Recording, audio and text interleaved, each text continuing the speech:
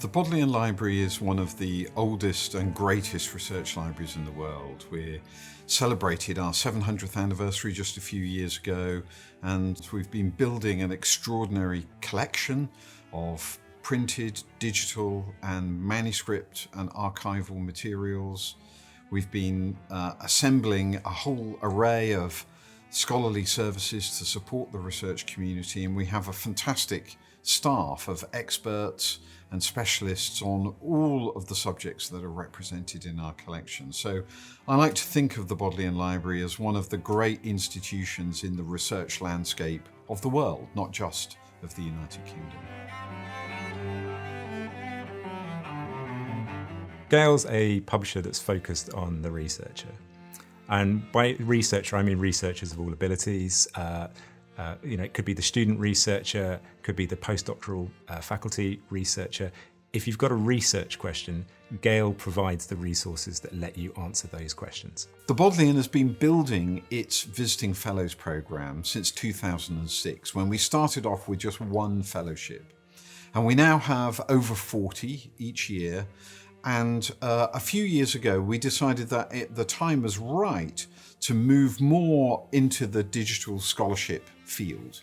And we wanted to do that in a number of ways, one of which was to invite scholars who are working in digital scholarship, and perhaps in particular in the digital humanities, to come and work with us and to expand and enrich that existing programme of Visiting Fellows.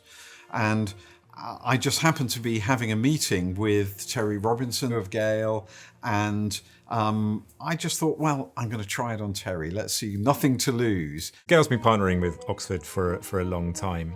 And when Oxford came to us with an idea around expanding their fellowship programme, it was perfect because we'd just been having conversations with institutions in Asia, especially in China, but also in the wider Pacific region, such as Australia, about wanting to interact more with scholars in the West and to potentially get access to world-class facilities.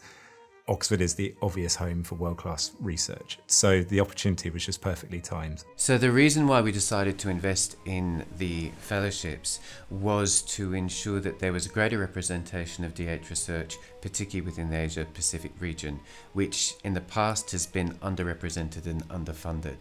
And it's part of a program of ours to really start ensuring a diversity of voices coming through to enable more digital humanities research and the ability to really collaborate with their digital humanities colleagues across the world. And that's essentially what the fellowships enable.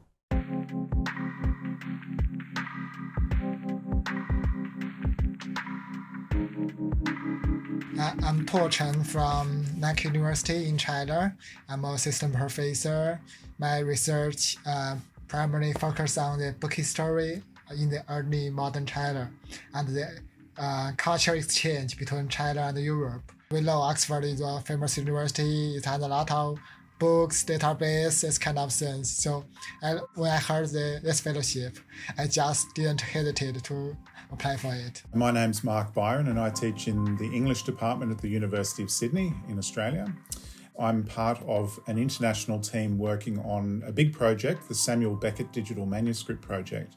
And that's headed by, there are two general editors, Mark Nixon at Reading University and Dirk van Hulle, who's at Oxford at Jesus College.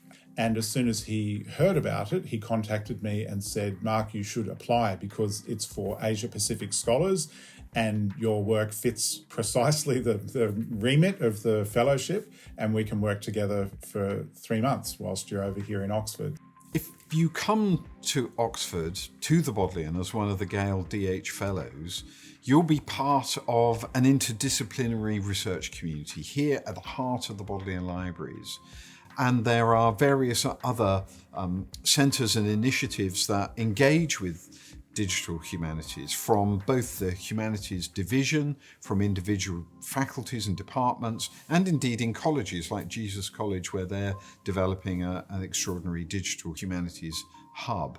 So we're really fortunate here in having an embarrassment of riches, I think, not just individual scholars who work in this field, institutions that are dedicated to supporting it, and powerful research initiatives that are really kind of, driving the whole field forward. Finding the time and the space to be able to make those connections and to talk to people such as my fellow scholars in the Bodleian and the staff at the Bodleian and the scholarly community in Jesus College as well, meant that there was a real focus. So it's not just sort of dipping in and out of an online repository, which you can do pretty much anywhere if you have an internet connection and a subscription, but being able to build upon that and have that kind of hothouse environment really push the project forward. And that was, if I had to nominate one principal advantage of being in Oxford for the fellowship, that would be it. It was just exactly the right community and atmosphere, and the resources and the logistics of it worked out in a way that it just wouldn't happen during your working life in your home institution. In terms of the success of the fellowships, I would say, based on the feedback that we've heard from the fellows themselves that experienced it this year, that it's been a resounding success. The success of the Gale DH Fellowship so far has really encouraged us to work with Gale in order to continue the program. So we're looking forward to multiple years of visiting fellows across the world coming here to enrich our existing program of fellowships. And we have great ambitions for the whole program to continue to develop and to continue to be an absolutely vital part of the research culture of Oxford, based here in the Bodleian Libraries.